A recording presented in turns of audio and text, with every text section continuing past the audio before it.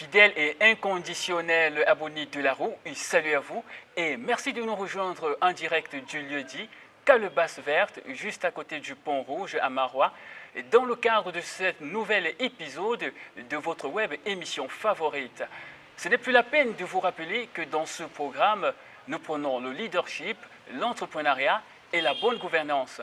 Eh bien, comme vous l'avez sans doute remarqué mentionné en titre de cette vidéo, dans cette édition, nous parlerons de la musique sahélienne à l'heure de la modernité.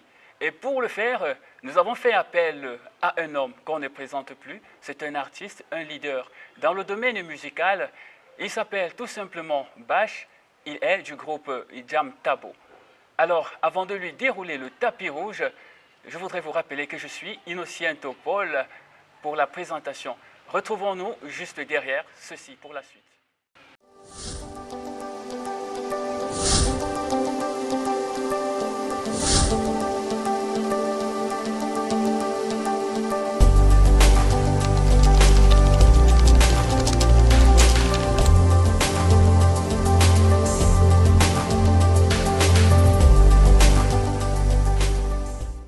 Une fois encore, chers internautes, merci de votre fidélité aux différents programmes de l'ARO. La musique adoucit les mœurs, a-t-on coutume de le dire. En réalité, c'est un canal par lequel des messages sont véhiculés. C'est un pouvoir. Oui, la musique a un pouvoir de transformer des vies, de transmettre des émotions. Si dans le littoral, on a le Makossa, au centre le Bikoutsi, à l'ouest le Bensikine, la région du Nord, quant à elle, est identifiée par sa musique sahélienne. Alors, on parle de ce thème, la musique sahélienne à l'heure de la modernité. Notre invité est déjà là, Monsieur Bach, ou alors je vais simplement t'appeler Bach. Bonne arrivée. Merci, merci. Alors, comment est-ce que vous vous portez? Très bien. Alors, le groupe Jam Tabo se porte bien. Oui. D'accord. Bien. Voilà, la musique également, ça va? Pas mal. Ok. Voilà, chers internautes, on vous rappelle que c'est l'émission La Roue et cet invité est là pour nous donner plus de détails sur la musique sahélienne à l'heure de la modernité. Déjà, Grand Bach, voilà, comment se porte la musique sahélienne en ce moment?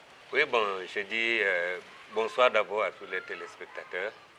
Et vraiment, je dis, la musique sahélienne, elle va bien malgré les situations que nous on enduit de gauche à droite. Elle avance au fur et à mesure, mais elle perd sa valeur. Bien que la musique sahélienne prenait du poids, au fur et à mesure, elle a attrapé une maladie qui le fait maigrir. Bien sûr. Si aujourd'hui on fait des concerts sahéliens et qu'on ne trouve pas des instruments traditionnels, typiquement sahéliens du Grand Nord, et vraiment, moi je vois que c'est pas bien et ça ne fait qu'empirer. Et d'ailleurs, même eux, c'est-à-dire les chanteurs, sont en train de sortir de la réalité de la musique sahélienne, sont en train de vouloir copier, c'est-à-dire les musiques, c'est-à-dire des chanteurs qui ne vont pas avec la musique. Les instruments traditionnels. La musique même sahélienne, c'est-à-dire la mélodie sahélienne. Donc, ce qui fait qui me fait dire qu'elle avance, mais au fur et à mesure qu'elle est en train de perdre sa valeur.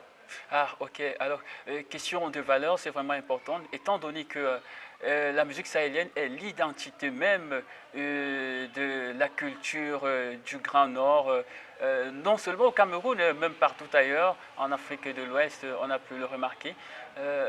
Mais on se rend compte quand même qu'il y a des artistes qui, avec les outils modernes, on peut allier, c'est-à-dire les instruments traditionnels et modernes pour sortir des titres qui cartonnent, il faut l'avouer, dans le monde. Voilà. On se demande quand même, avec l'arrivée des outils modernes et autres, en dépit de tous les avantages que nous pouvons en tirer de cela, qu'est-ce qui peut expliquer le fait qu'il y a un frein à l'évolution de la musique sahélienne? Bon, ben, vous savez, les outils modernes sont venus juste pour booster la musique du monde. C'est-à-dire, elle fait, c'est-à-dire, elle valorise ce qu'elle a trouvé. C'est-à-dire, le modernisme, si le modernisme arrive chez vous, par exemple ici chez nous dans le Grand Nord, quand le modernisme, la musique moderne, c'est-à-dire les instruments modernes est arrivé, a trouvé que nous ne sommes pas encore mus dans cette musique sahélienne. Et cela fait que déjà maintenant, la majorité des jeunes qui sortent des chants et de musique aujourd'hui le font en une journée. C'est-à-dire, tu vois un gars, il entre en studio, c'est-à-dire après 1 heure, 2 heures du temps, tu vois, il sort avec sa petite maquette dans la poche, il a déjà enregistré une chanson, et ça va. Ce qu'on appelle le vite fait, mal fait. Voilà, donc ça veut dire que c'est dans ce sens, dans ce côté, à ce côté, moi je peux dire que c'est mauvais, mais il y a dans un autre côté où ça favorise, puisque quand ça trouve que vous avez déjà, c'est-à-dire une base, c'est-à-dire l'instrument le plus difficile c'est quoi? C'est lequel? C'est la voix. Si déjà la voix vous l'avez, vous pouvez composer une chanson et la chanter normalement dans le temps, dans la gamme, avec sa vraie mélodie sahélienne. C'est-à-dire, la musique moderne vient vous accompagner.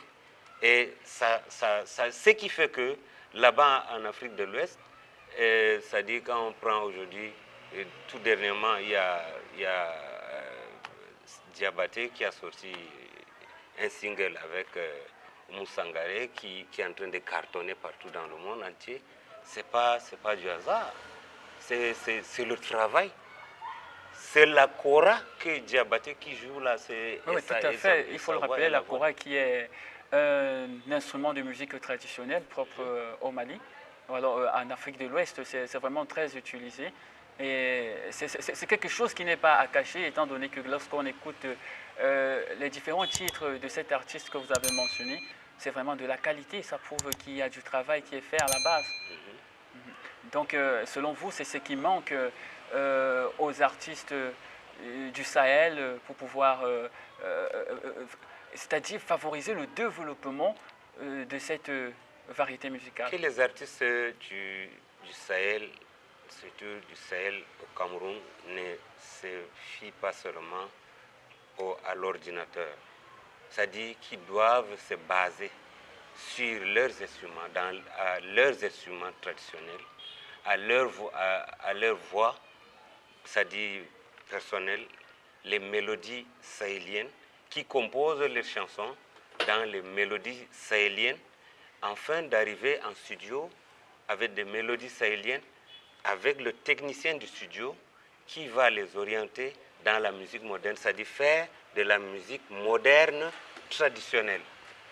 Alors, c'est vrai, Bach, que vous avez déjà commencé à donner quelques esquisses de réponse de la question que je devais vous poser, quant à savoir justement ce qui aura lieu de faire pour pouvoir, c'est-à-dire mettre la musique sahélienne au sommet, étant donné qu'on remarque que, par exemple, ici à l'extrême nord, quand une musique sort, elle ne traverse pas la Damawa, alors que par le passé, on se rend compte que les Ali Baba, les groupes Fada Kauta, les autres, leurs chansons retentissaient un peu au fin fond de l'Ouest là-bas et même partout en Afrique. Alors, vous avez déjà donné quelques esquisses de réponse. Y a-t-il autre chose à ajouter? Qu'est-ce qu'il faudrait faire? Que devront faire les artistes, voilà, pour pouvoir porter les couleurs de cette variété musicale au sommet international? Ce que les artistes doivent faire ne soit pas que les artistes ne doivent pas être trop pressés. C'est-à-dire, ce n'est pas le fait de mettre une chanson ou un album dans le marché qui est essentiel. C'est-à-dire, l'essentiel, c'est de faire un truc bien, un travail bien fait. C'est-à-dire, ne peut pas mourir ici dans le Grand Nord. Les gens ont besoin de la musique sahélienne. Les gens nous attendent, nous les Sahéliens. Mais quand nous, nous-mêmes, on se tue. On dit qu'on est là maintenant, on tape le corps, on copie les musiques nigérianes. C'est-à-dire, tu vois quelqu'un qui prend un beat dans son ordinateur, il prend la mélodie qu'on a déjà composée ailleurs, il prend seulement les mots, il raccommode dessus, il fait le copier-coller et il veut que ça se vend ou peut-être ça s'achète à Yaoundé, à Douala ou au Gabon ou au Congo. Non, ça ne peut pas. Ça ne peut pas. Ali Baba n'était pas un chanteur seulement. Avec qui, il faut le rappeler, avec qui vous avez travaillé à ses Oui, côtés. nous avons travaillé avec Ali Baba. Notre premier album, on l'a enregistré. C'est lui qui nous a orientés en studio à Yaoundé, Studio Max, avec Bertrand Eba et Léa Bass.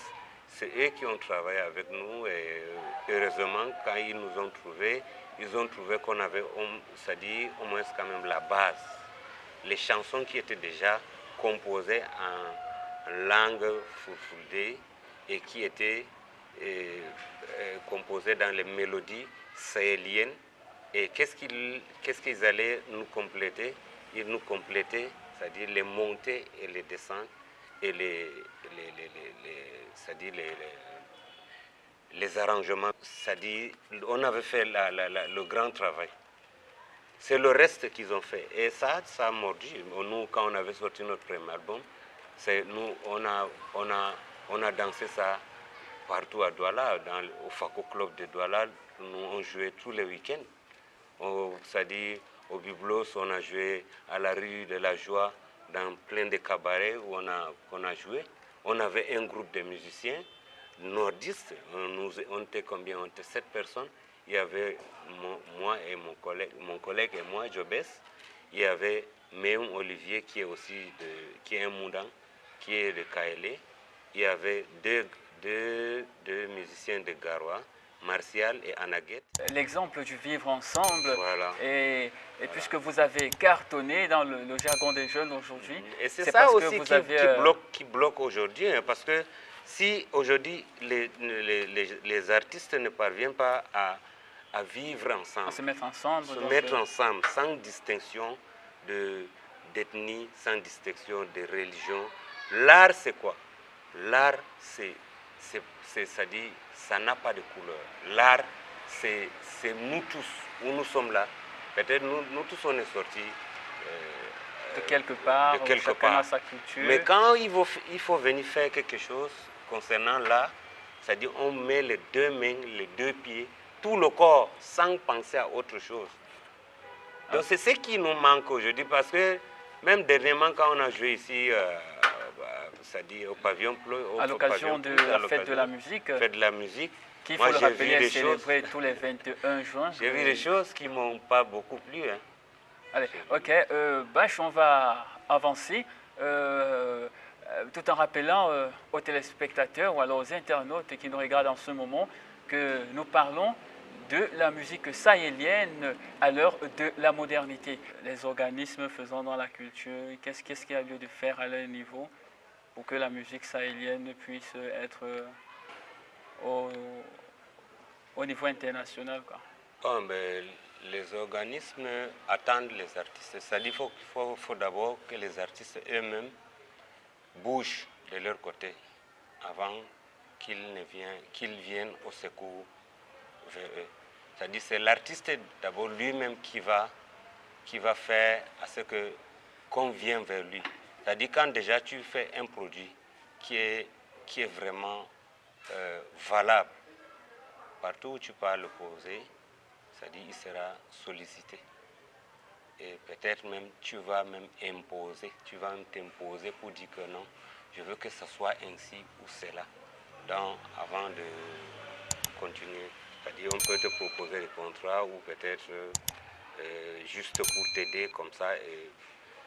Mais tout ça vient de l'artiste lui-même. Il faut que l'artiste lui-même prépare, c'est-à-dire des bonnes choses, les bons thèmes qui parlent de la société, qui peut valoriser la culture, qui peut réunir, qui peut valoriser la femme, qui parle de l'amour, qui parle de la société en général. Donc c'est ce genre de thème qu'il faut. Et de la musique, quand il faut faire de la musique, si tu dis que tu fais de la musique sahélienne, fais à tout prix qu'il y ait au moins un instrument ou deux figure dans tes arrangements, et pour que ça représente. Si quelqu'un écoute, n'a pas besoin de demander, il écoute, il sait que non, ça c'est la musique, ça c'est un chanteur sahélien qui est en train de jouer. On retient que la responsabilité, la grande même, il faut le dire, revient aux artistes. C'est-à-dire qu'ils doivent donner tout ce qu'ils ont pour pouvoir rendre la musique sahélienne ventable, ou alors redonner les couleurs qu'elle mérite d'avoir. Alors, Bach, vous êtes un grand artiste, et avec le groupe Jam Tabo, Oui. vous avez réalisé beaucoup de titres. On aimerait savoir, hein, et les jeunes artistes qui nous écoutent en ce moment et qui nous regardent, ils aimeraient savoir quel est votre secret. Bien qu'il est vrai que quand vous l'aurez dit, ça ne serait plus un secret. Qu'est-ce que vous avez fait pour pouvoir arriver à ce niveau? Bon, le secret, c'est pas de la magie. Hein. D'abord, il faut aimer ce que tu fais. C'est ça d'abord qui est la base. Et déjà, quand tu aimes, tu te donnes à fond. C'est-à-dire pour obtenir. C'est-à-dire, ne te dis pas que non, c'est déjà bon. Ce n'est pas toi qui vas dire que c'est bon. Il faut qu'on te dise que non, ce que tu fais là, c'est bon. Ce n'est pas à toi de venir dire que non, je suis en train de bien faire.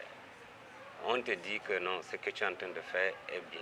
Donc le secret, c'est de continuer, de bosser, c'est de croire à ce que tu fais. Et faire de bons, écrire des bons messages, de la bonne mélodie, chanter en sahélien. Donc c'est ça le secret. Ah, ok.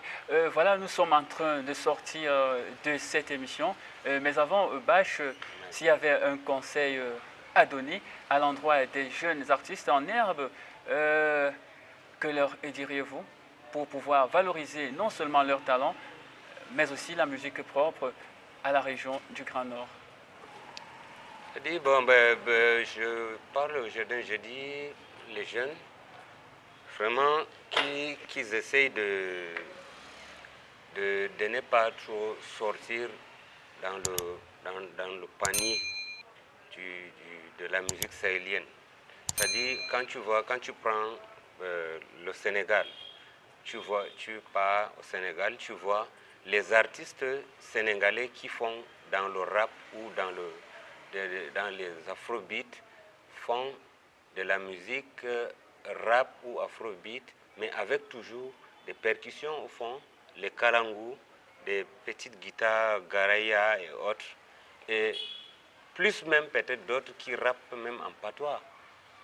Donc, ça dit, il faut que la couleur n'est pas, ça dit, tu ne peux pas devenir un Américain. En tant que Sahélienne, tu ne peux pas devenir, tu te lèves comme ça, tu veux devenir un Américain, non. Reste celui que tu es, c'est-à-dire valorise ce que tu es.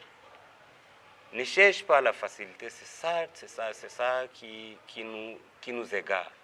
Les jeunes, moi je leur demande d'être ce qu'il est. C'est-à-dire quand tu es nordiste, tu es sahélienne, tu ne peux pas devenir... On dit que quand on prend le bois, on le jette dans l'eau, même s'il fait 100 ans, il ne peut pas devenir un crocodile. Donc, même s'il fait n'importe quoi, il ne peut pas devenir un Américain ou un Européen. Je finis Bach Jam Tabo, de l'extrême nord, là. Bach, Amadou Bachir de Maroua. Même si je fais 100 ans peut-être en Arabie Saoudite, je ne peux pas devenir un arabe. Ah oui, et je pense que ce sont les mots de fin. Rester soi-même, c'est un conseil d'un aîné. Un aîné qui, depuis de nombreuses années, fait dans la musique. Un aîné à qui nous dirons merci d'avoir répondu présent à l'invitation de la roue. Merci. Vraiment, je suis ravi d'être invité à l'émission La Roue. Avec eux, vraiment, ils nous aident vraiment à dépêcher notre souci, nos problèmes. Depuis longtemps, on n'a pas eu, c'est-à-dire les jeunes qui sont levés pour voir les problèmes des artistes, les problèmes sociaux, c'est-à-dire pas seulement des artistes, dans tous les côtés. Et ils sont là, ils veulent nous accompagner. Et les jeunes, vraiment, adhérer avec la roue et aimer ce qu'ils ont fait. Parce que moi, Jam Tabo, je suis avec eux. Et je vais vous faire même un petit témoignage qui dit que c'est moi, Bash Jam Tabo. John Takam mi hucha ladde aminde, John Takam mi hucha ladde aminde. John de Berninde mitai mi wawatande, John de Berninde mitai mi wawata gorgi. Et pendant qu'il continue de chanter, voilà, tu vas continuer et on va clôturer avec. Merci d'avoir été attentif à tout ce que nous avons fait. Partagez, aimez comme Bash du groupe Jam Tabo l'a dit. Soyez ponctuels, prenez soin de vous car chaque jour est une vie. Surtout, travaillez, donnez tout ce que vous avez à faire. Ciao.